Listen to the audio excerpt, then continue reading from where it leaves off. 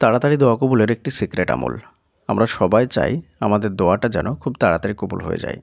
তো আজকে আমি আপনাদেরকে শিখিয়ে দেব তাড়াতাড়ি দোয়া কবুল হওয়ার কয়েকটি সিক্রেট আমল।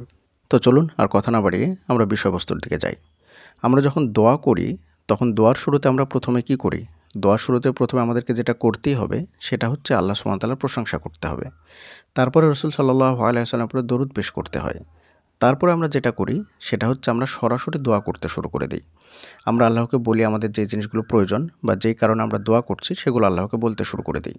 আর ভুলটা আমরা এখানেই করি। আমরা যখন দোয়া করব, দোয়ার শুরুতে যদি আমরা একটা সিক্রেট কাজ করি, তাহলে আশা করা যায় ইনশাআল্লাহ আমাদের দোয়াটা আরও দ্রুত কবুল হয়ে যাবে।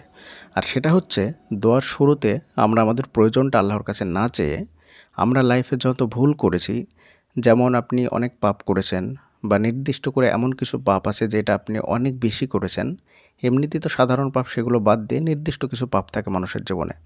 তো ওই পাপটাকে আপনি উল্লেখ করে আল্লাহকে বলবেন যে, আল্লাহ, আমার মতো খারাপ বান্দা পৃথিবীতে আর কেউ নেই। আমি জীবনে অনেক পাপ করেছি আর সেটা তুমি আমার চাইতে অনেক বেশি ভালো জানো।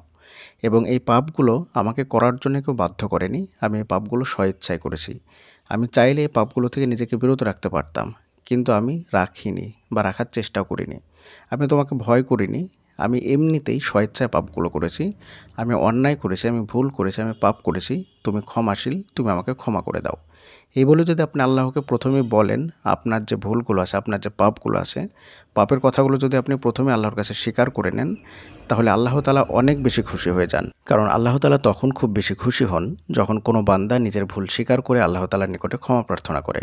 তো আপনি প্রথমে আল্লাহ তাআলার প্রশংসা করে আল্লাহ তাআলাকে খুশি করলেন, তারপরে নিজের ভুলগুলো স্বীকার করে আল্লাহর কাছে ক্ষমা প্রার্থনা করলেন।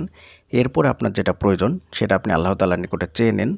আল্লাহ তাআলা আপনাকে খুব তাড়াতাড়ি দিয়ে দেবেন এবং আপনার দোয়াটা খুব তাড়াতাড়ি কবুল হয়ে যাবে। দ্বিতীয় আরেকটা আমল হচ্ছে যে আপনি যে পাপগুলো করেছেন, আপনি জানেন যে কোন কোন পাপ করেছেন এবং ওই পাপের মধ্যে থেকে কিছু মারাত্মক পাপ আছে যেগুলো খুবই খারাপ পাপ, যেটা আমি আগেই বললাম। তো আপনি দোয়া করার আগে করবেন কি, সুন্দরভাবে অজু করে জায়নামাজটা বিছিয়ে ওই পাপগুলোর কথা স্মরণ করে বেশ কিছুক্ষণ বসে আল্লাহ তাআলার নিকটে ক্ষমা প্রার্থনা করুন, মানে ইস্তিগফার করুন। ওই পাপগুলোকে নির্দিষ্ট করে অন্তরের মধ্যে স্মরণ করে অনেকক্ষণ বসে ইস্তিগফার করুন।